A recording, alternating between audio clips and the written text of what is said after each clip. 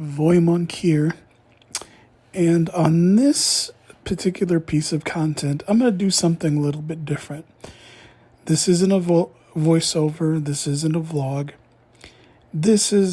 I'm not exactly sure what it is, but I decided to go with my feelings and emotions and just start recording and see how I felt. So here I am. I think for the most part, a lot of the content that I do on this page, on this channel, I call it a page. I think pages are generally on Facebook, but on this channel. And I either do voiceovers or vlogs, and I've done a couple of other things as well. And I do enjoy the content that I produce on the channel. However, when it comes to doing certain things, sometimes there are some constraints that have to be realized. And I think when people do vlogging and they produce content, I think one of the things that I'm kind of starting to learn as I'm doing this is that obviously the reality of doing content versus listening and enjoying content, they're two different things. Creating content in any metric, in any medium that you can think of, there's always quite a bit that goes on behind the scenes that I think oftentimes doesn't get appreciated. Now, on my channel specifically, I do it without editing, and I make a commitment to make sure that it's as authentic as possible. Even if I make mistakes, even if sometimes some of the things that would normally get filtered out of, or get filtered through a certain kind of process when creating content, I just want to leave it all there, because for me, I think the journey is partly, first of all, me doing this for myself, but also if there's other people that are listening, who do listen, who eventually do pick up and maybe go through what I'm doing, they get the benefit of also seeing where I started, where I'm at, and maybe as I'm progressing and going along, in case they want to do something like that themselves. But being that as it may, there are some things I think that very much get kind of, I think, glossed over. I think if you go on to YouTube and a lot of places, you can find individuals that I think, for the most part, there's entire channels that are completely dedicated to telling other people what they should do, what they shouldn't do, what they can do, and what they could do in order to beat out the algorithm, or to get more views, or to get, better, retention in terms of the viewers that do listen or do participate in any of their content. And I'm not saying that those things are bad or good. I'm just simply saying that there's a bunch of different ways to do content, not only here on YouTube, but there's obviously other platforms and venues that you can do them as well.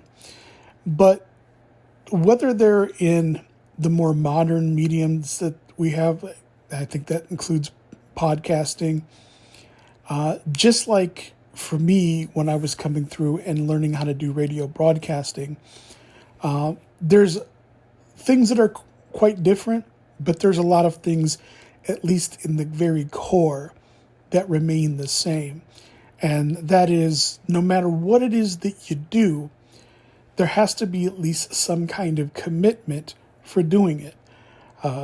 Otherwise, for the most part, at least with this channel, I guess you could say that I'm, in comparison to the way a lot of things are produced, maybe more lackadaisy, a little bit more hands-off-ish.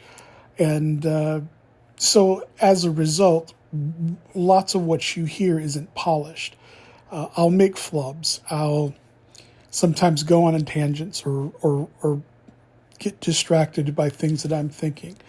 But that's a natural process and part of doing what it is that I'm doing here, which is trying to grow, trying to learn, trying to get in the practice of training my brain along with my mouth and the muscles in my head, and being able to communicate in this way, which oftentimes maybe doesn't always feel quite as natural as it might otherwise be than, say, for example, when you're having a day-to-day or interpersonal relationship or interaction, even if it's with a group. I think one of the things that I found particularly odd when going through school and learning how to do radio broadcasting is that I found it extremely odd that many of the people that were in radio broadcasting and people that were going to school for it, many of the people that there's some people that are very extroverted, people who very much love attention and feed off the energy from crowds and people and excitement and attention. I think there's got to be that component with just about anyone who does actual content. Whereas in radio, it's more considered talent, but on air or whatever. But the strange thing is that at least for me, I've always had this situation where I always found it a lot easier to do radio broadcasting and speak into a microphone and to speak to other people, although it can be kind of nerve-wracking, and it obviously takes practice and getting used to, like anything else. I can say that while I trained for radio broadcasting and I do enjoy and love doing this, the fact is that in other capacities that might seem related, I freeze up. I'm not able to do it. I have major depression and anxiety, so a lot of my interactions on a personable level are very different than the way that I'll come out in terms of when I'm doing this, like for the channel, or if I'm doing something in terms of a radio broadcast or doing some kind of content. So, and the thing of it is that the thing I found very strange is that I actually met a lot of people who were really kind of the same way. Both people that went to school for radio broadcasting and people, believe it or not, that are actually in the industry who otherwise you might think, well, gee, they go in front of a camera. That's, they're on-air personality. They're a reporter, or they do news, or they do radio broadcasting, or they do podcasting. I think even actors and actresses can kind of get this as well. But there's the perception that, well, gee, this person must have all the confidence in the world, right? They must be able to do anything and everything if they can produce and, they can make themselves, famous, or especially people who are successful. But oftentimes the thing that's kind of interesting is that it can actually be quite the opposite. Some of the people that are probably known as being well known as in terms of being, I don't want to say entertainers, but people that can put on, as best that I can say, they will oftentimes be people that when they're not in front of a television camera or they're not on a microphone or whatever, their personalities can completely change in terms of their relationships with people. And I say that because I've had my own personal experiences with that, meaning that I've always found it a lot easier to talk in front of a microphone that could be connected to hundreds, thousands, millions, dozens of people, and maybe less than that, especially when it comes to this channel. But when doing that, there's certain things that get into your headspace. Those are things that, as I said before, with practice, you can kind of get over, and you can of course, develop certain instincts and second natures that can get you through some of those things. But the other component to it is that depending on what it is you do and how you produce and what kind of production that's involved, as I said, starting out with this, the producing, the production, the creating content, as opposed to being on the other side of it and just enjoying content, can be completely two different animals, and sometimes they don't always click. And I actually do think sometimes people who, and I've talked about this before in terms of ideas versus reality, theories versus actual practice. I mean, if you can think of maybe your favorite movies or television series, right?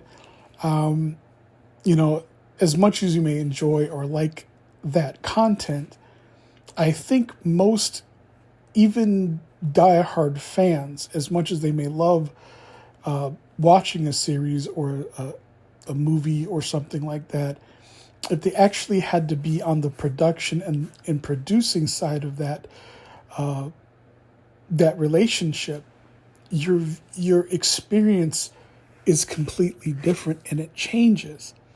And I think part of that also is you begin to learn quite a bit more about that line I mentioned as far as your ideas versus the reality. Is this something that you think you want to do, or is it something that you actually want to do? Never mind whether or not you get to the point where you actually, even if you think you can do it, you actually can't. I think for the most part, that's the other end of that realization when it comes to developing yourself in terms of being someone who speaks in front of others, whether it's radio, whether it's TV, whether it's podcasting, whether it's anything where you're actually kind of trying to develop a relationship to an audience. And there's lots of different ways to go about doing that. But just like in anything else, there's a cost that's involved. Sometimes I think probably one of the better examples that I could give, it'd be something like wrestling. And I think wrestling is a very great example of the kinds of content, the kinds of production, the kind of producing that really does have all the components of just about any and every other kind of production or producing, which is, I think the bottom line can be entertainment, but I think that entertainment is through the lens of, or through the efforts of trying to get your attention, right? Because if you can't get someone's attention and no one can see it or will see it, whatever you're doing, then in terms of an actual audience, and usually a bottom line like money or production or whatever, then ultimately it isn't usually going to be successful. And so that's why whenever you hear the term show business, it's, oftentimes here along with that is that the business is definitely the bigger part of the show. That doesn't say, however, either end is insignificant in any way, because the fact is that you won't do any business if you don't have the art. If you don't have the meat and potatoes and the thing that brings people, forward to watch, listen, or even be entertained in the first place, then it doesn't matter what else that you want to do with that information. And of course, it can go the other way as well in terms of, if you have all of the attention and you have all the things that can bring people in terms of an audience, if you don't have the business on the other end of that, meaning you don't know how to do it in a way that can facilitate you as far as being able to go forward after that and continue to make and produce, then you really don't have that sustainability. You don't really have that that balance that you kind of need. So I would say that the fine line that one is always walking can vary, but they usually consist of, as I started out with what I started talking about here, which is the production side of doing content, and then the other side of just enjoying and consuming content. They're really two very different things, and I think mostly it usually, at least in my experience going through radio broadcasting, is that a lot of people who initially started out, just like I think in a lot of different fields, will have an idea of something one way, and then of course through the course of study and learning and actually realizing the difference, they don't actually make it. And it's not because they're not good enough, it's not because they're not talented enough, although I mean there's people that can make it all the way through and then they realize maybe they're not talented enough, or maybe their aims for whatever audience it is that they're targeting is just not going to happen.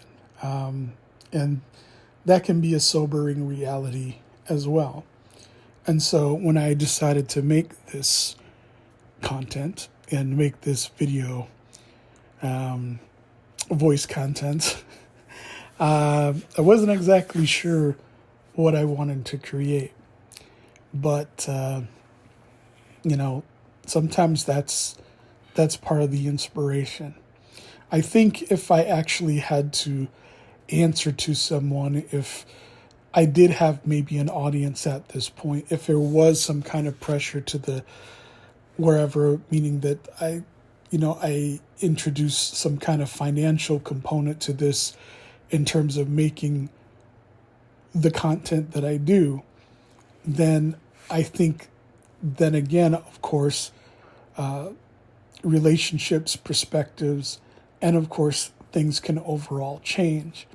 And the reason I bring all of these things up is that I think what I would like to do, what I want to do, at least being part of this channel and producing a lot of the content that I've already done, is that I just, for whatever reason, I kind of felt like there's something missing. There's something else that I would like to contribute in the way that I do this channel.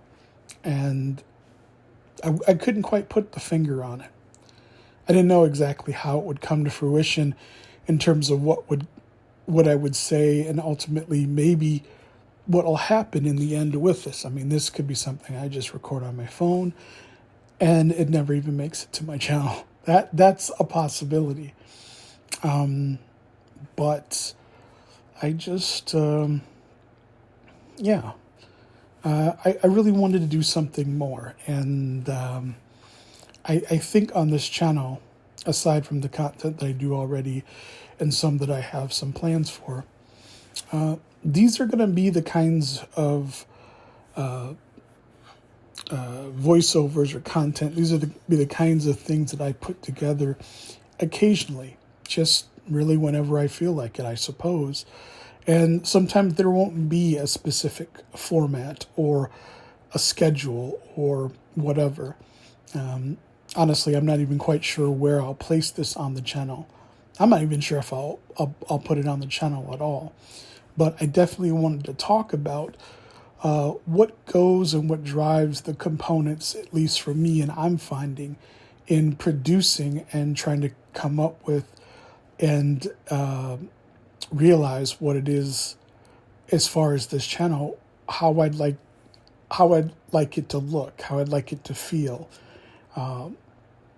I'd say over the last few weeks, I've started with the foundation, and I've gotten to where the point where I feel like I'm building and creating the structure. But with this, I think this is a little bit of me. I don't want to say spitballing, but This is me kind of visioning a bit in terms of what I can do, what I want to do, and maybe seeing how it works out. Because, I love creativity. I love radio broadcasting. I love doing this, what I'm doing. And I'm finding I'm actually having more of a passion for this as I keep going. And I'm not exactly sure where that's coming from. But even though I don't have a lot of means and things like that in order to do it, nor do I have any real,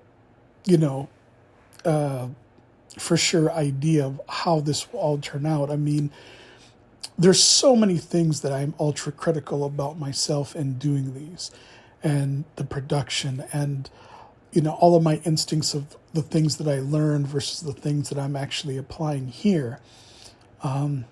It's a journey, and it's one that I think is filled with excitement, but it's also filled with sobering realities and conclusions that you don't always necessarily anticipate in the beginning, and you really sometimes don't always appreciate when you're in those moments, and that's where I'm at right now.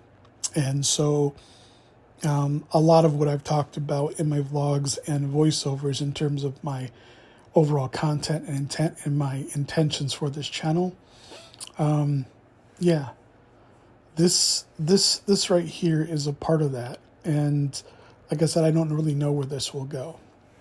I don't know if this will go, but this is part of me finding my way. And there are struggles, and I want part of my saying to be authentic and being transparent is all of that. If this goes absolutely nowhere, I've lost nothing. But if I can actually appease those who are curious, that are interested, that maybe see some things a bit the way I do and want to share and like the kind of content that I do in terms of my overall pop culture interest in the 80s and 90s, or just living life and whatever passions one may have. It doesn't have to be in a specific box, just so long as it's not about being anything for anyone other than oneself, and sharing the passion and enjoying the things that, like I said, I enjoy, which is life, living, and appreciating those different passions. Like I said, the 80s and 90s, it could be bird watching. It could simply just be doing what I'm doing right now, spitballing and coming up with ideas, and really just using this format as a way to cultivate and realize whatever it is that makes sense to you in terms of if you want to create content and you want to do vlogs, or however you want to do it. I think there's a bit of an awakening in that sense, that I think creativity has a way of it can harden hearts, but it can also inspire souls. I think through this pressure that usually comes from oneself. Like I said, most of the pressure that I'm experiencing usually comes from myself, because I'm aware of myself. I'm aware of what it takes, how to appeal to audiences. I do have the education and learning that I have when I studied radio broadcasting, but at the same time, balancing and measuring that with who I actually am, and experiencing and knowing those passions, and also cultivating them into something that's authentic and real. And it's about me being who I really am, and doing it for all the reasons that I enjoy, like I do with this channel. And so, yeah, I'm not exactly sure what I'm going to call this. Babbling, incoherent rambling, I think that's okay. But I got to get a little messy. I got to get it out there. And I think the more that I do this and do that, I think, honestly, for some reason, it just feels as though once I light a spark in one area in terms of my creativity, it helps me imagine and realize more as I keep going. And I am enjoying that part of doing this channel, even though I don't think anyone's really listening, but that's okay. All right, guys. I usually end by saying until next time, but like I said, I don't really have any. I do these off the cuff and without editing, anyways, with everything that I do. But I really do think that's me when I say take care and talk to you next time.